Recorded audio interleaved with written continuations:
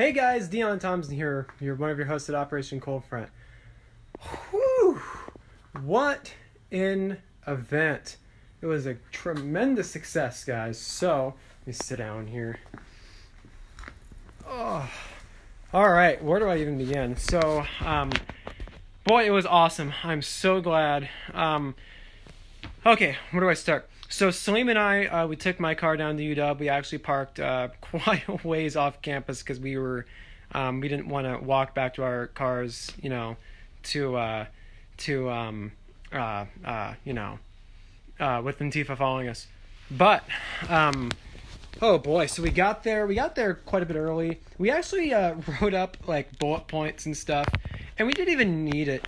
We in fact didn't even use it. I actually used it only once to quote something from an article, but that's really about it. So I mean, Salim and I played off each other really, really, really well. Oh my gosh, it was awesome. We were super passionate. We were both, giving off really great points. And at the very end, after our speech was done, people were literally coming up to us and saying that was an awesome speech. Thank you for coming out here. And I made it a point, and Salim as well, to shake everybody's hand that was in that room. It was just amazing. Oh my gosh! So yeah, we were talking about maybe an hour long. And we had some great questions, and um, actually two high schoolers were there, and one of them was called a Nazi for saying illegal immigrant or illegal alien or something like that by his teacher.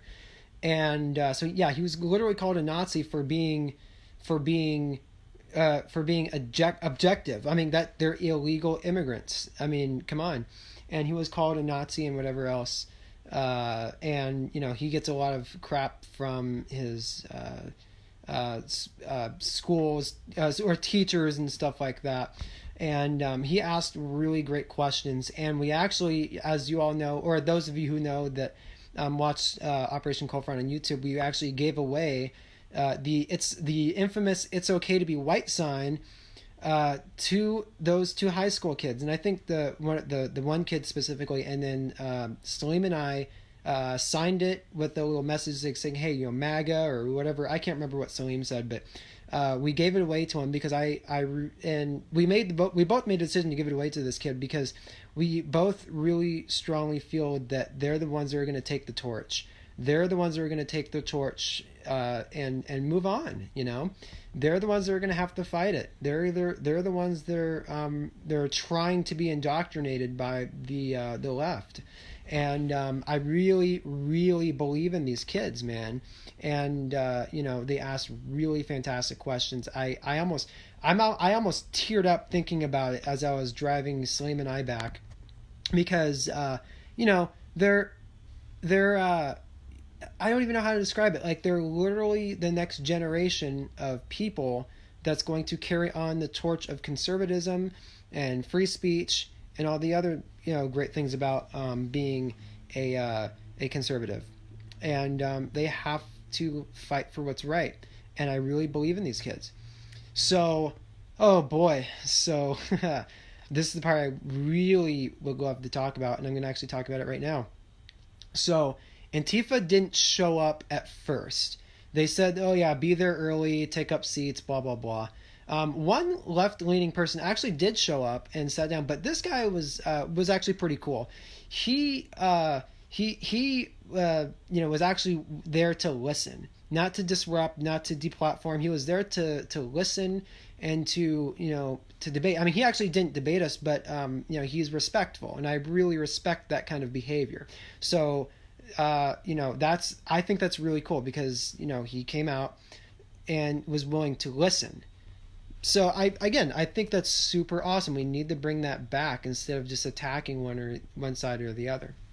But so he was the only left-leaning person in that room. And there was a pretty diverse group of people in that room. I think like maybe 30 people showed up, maybe 40. I can't remember, but or I didn't count, so I don't know exactly. But during the middle of this, something actually happened. So Black Bloc actually showed up a little bit like right before we started, and they were trying to block people from getting in. I'm not sure the whole details, but during the middle of, I think it was either Salim or me talking, we heard something at the door, like as it was a chain being trying. The Antifa was literally trying to imprison us into this room, and what had happened was this guy was trying to wrap this chain around the door handle and box us in. But what little he knew was that there was actually an emergency exit across the room. So so the president of UWCR, Chevy Swanson, I've never seen him move so fast. It was like I blinked, he was there, I blinked, and he was gone.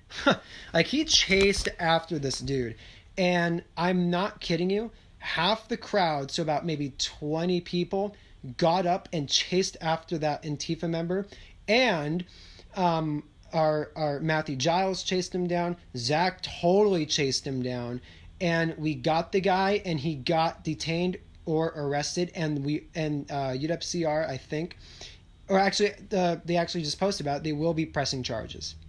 So we got one. That's awesome. But the reason why I talk about it in that sense is I didn't think anything of it. I thought it was just like, oh, box him in, ha ha ha. But one of the Proud Boys was talking to me, and Salim afterwards is like, that was a really, really, really dangerous situation that could have happened. We're so lucky that we prevented that from happening. So he's like, if they would have successfully trapped us into that room, they could have lit the building on fire. They could have pointed their like a weapon and like shot some people in through the window, and nobody could have gotten out. Again, they could have lit the room on fire or the building on fire, and we would have all died right there. So that was what's at stake. So the Proud Boys and my the security manager, Zach Staggs, and the UWCR literally saved lives today, and I couldn't be more proud of them. That is so amazing. And so we got him arrested or detained. I don't know which one actually happened. But they are going to be pressing charges for like some kind of imprisonment kind of a thing, false imprisonment or something like that.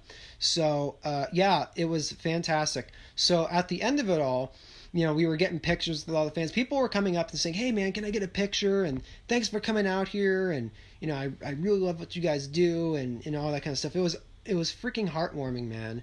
And Katie Davis-Court, who actually is the chairwoman of the Turning Point USA chapter at I think South Seattle College or North Seattle College, was like, that was one of the best speeches I've ever seen. Like, that was so good. And she's going to send that footage over to Turning Point USA once we release it, because she's actually heading down to Dallas on Thursday. Awesome. That is so cool. So after that all, the Proud Boys, I love these people. They're like, "Hey, anybody need an escort to their cars? Raise their hand, and we'll get you to your cars safely." That is so cool. That is so amazing. Props to them. And I'm not kidding you. So Salim and I and Katie we were going to go to Katie's car and then take her car back to my car, and we literally had like 7 people escort us back to our car, or back to her car, so that way she could drive us out of there. And that is so cool. And it was mainly Proud Boys protecting us, but that is so freaking cool. And I'm not gonna lie, that was a pretty awesome sensation because we literally had an escort team escort us back to our cars safely. And Zach Staggs did an amazing job with security. And yeah, I mean, he told everybody like which way to go and all that kind of stuff. So it was amazing. Zach wasn't there for the escort, but he was just making sure everybody got out of the building safely.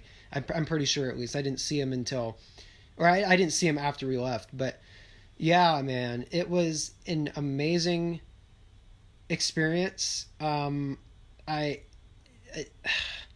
I'm just so proud of Salim. I'm so proud of Matt. I'm so proud of our production team. Those of which I'm not going to name because they haven't been doxxed yet. Um, and I'm just so proud of the college Republicans. I'm so proud of everyone that was willing to come out and listen, because it is frightening. It is frightening to come to these things knowing that you could be attacked, knowing that you could be doxxed, knowing that you could be followed, and stuff like that. So it was amazing. I cannot wait to do our next speech, because Salim and I at first had a little bit of a disagreement. It's like, well, Salim, you speak for the first 20 minutes. I'll speak for the next 20 minutes, and then the last 20 minutes, we will have a Q&A. And then he finally convinced me that, hey man, let's just do it together. I guarantee it will be better. And I have to say, Salim, if you're watching this, I was wrong and you were totally right about that. We do play off each other a lot better, and it was just so natural. Like, we literally scripted the whole event about what we were going to talk about, and I only used that piece of paper that that I only used that piece of paper to quote three line items from the Black Lives Matter 10 Demands for White People article. That's the only thing I used it for. So and then after that, I only looked at it maybe once or twice to see like if did I forget about anything. So yeah, guys, it was awesome. And yeah, I'm so proud of everybody at Operation Cold Front right now. And we can't wait to do our next speech. We can't wait to do our next film. And yeah, guys. Anyways, this is Dion Thompson. You can find me at The Dose of Dion on YouTube. You can also find me at The Real Dose of Dion on Twitter, Snapchat, Facebook, and what's the other one? Twitter, Snapchat, Facebook, and Instagram. So anyways, thank you all for watching, and I'll talk to you guys soon. Cheers.